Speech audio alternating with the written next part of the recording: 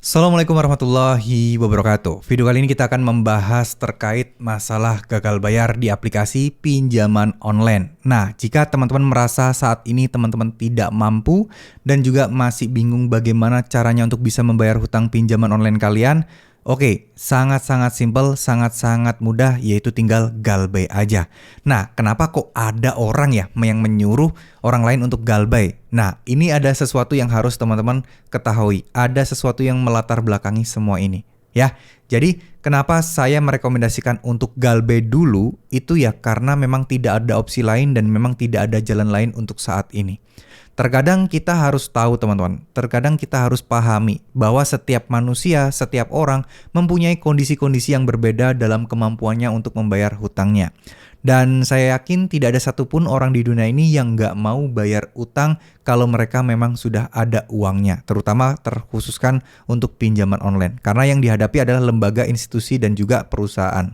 Nggak ada orang bodoh di luar sana yang dengan sengaja mau nggak bayar utang pinjaman online ketika dia hutang dan dia tahu dia berhadapan dengan sebuah perusahaan. Pasti semua orang karena kepepet pada awalnya, terus kemudian yang memang masih belum ada rezeki untuk bisa membayarnya, dan akhirnya ujung-ujungnya galbay. Ya, jadi kita setidaknya minimal harus berempati lah kepada orang-orang tersebut, kepada teman-teman kita, saudara-saudara kita yang sedang gagal bayar atau telat bayar saat ini. Karena ya mungkin kita tidak berada di posisi mereka. Terkadang ada orang yang dengan enaknya kalau utang itu ya dibayar bos, bukan cari alasan, cari akal-akalan. Iya, semua juga pada tahu kalau utang itu ya harus dibayar. Tapi pada dasarnya dari mana uangnya buat ngebayar itu semua? Kalau jawabannya ya kerja, semua orang juga mau kerja, gitu loh. Jadi kita harus bisa berempati terhadap teman-teman kita atau saudara-saudara kita di luar sana yang saat ini sedang gagal bayar atau telat bayar di aplikasi pinjaman online-nya. Nah, untuk itulah video ini saya buat. Tujuannya untuk apa? Agar tidak ada lagi yang nekat melakukan atau menyakiti dirinya, agar tidak ada lagi orang yang patah semangat, dan tidak ada orang lagi yang benar-benar menyusahkan dan merendahkan dirinya sendiri hanya karena masalah pinjaman online yang mana risikonya sebenarnya nggak terlalu besar-besar banget. Ya, semoga kedepannya juga tidak ada orang lagi yang bertindak gegabah serta merugikan orang lain hanya karena dia udah terdesak di masalah galbay pinjaman online. Ya, oke. Jadi gini. Ketika kita mengingat apakah benar galbay pinjol itu aman, insya Allah aman. Karena sudah ada resikonya dan kalian pun sudah ada daftar untuk sanksi-sanksi apa yang teman-teman dapatkan ketika tidak bisa membayar hutang di pinjaman online yang legal ya, yang legal. Intinya teman-teman juga masih dilindungi kok oleh hukum, teman-teman masih punya hak-hak secara hukum, hak-hak warga negara untuk dapat perlindungan hukum itu masih ada.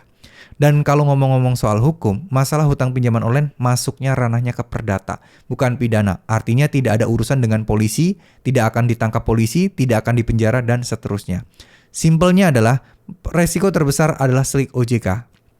Kalian akan di blacklist by checking, teman-teman tidak akan bisa KPR rumah, teman-teman tidak akan bisa nyicil mobil atau pinjam-pinjam uang yang besar lagi.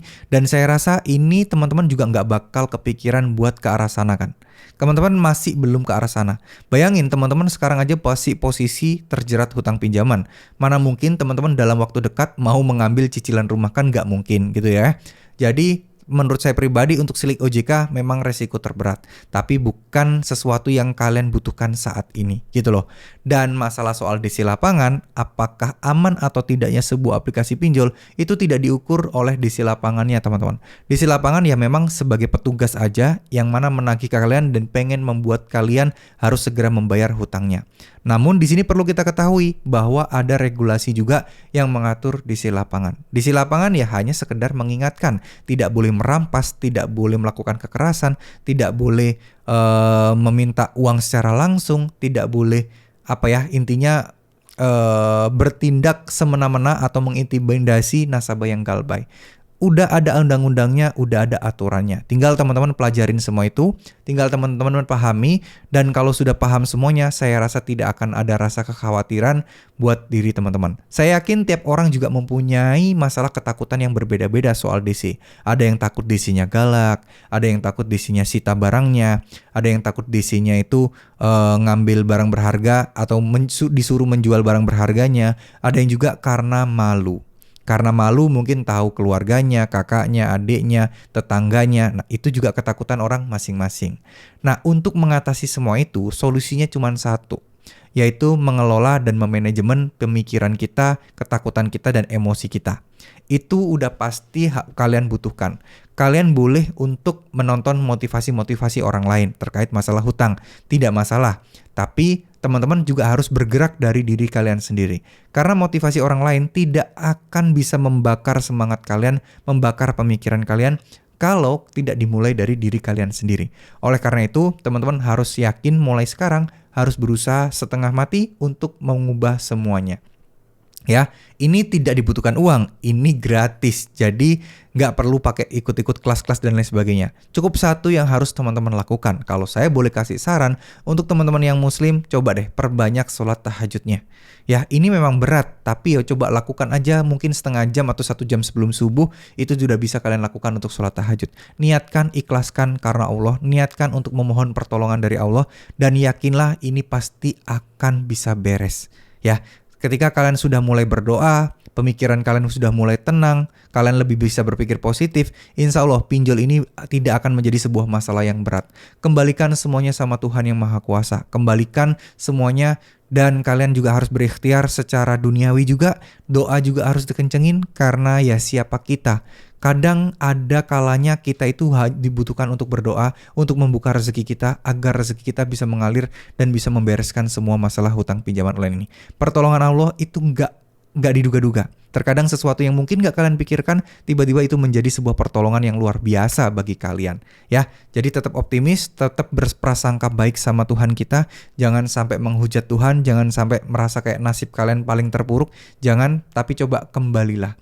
Bisa jadi mungkin siapa tahu kalian posisi saat ini terkena musibah saat ini karena Allah pengen kalian lebih dekat lagi dengan Allah SWT. Ya, terima kasih. Mohon maaf jika ada salah-salah kata. Wassalamualaikum warahmatullahi wabarakatuh.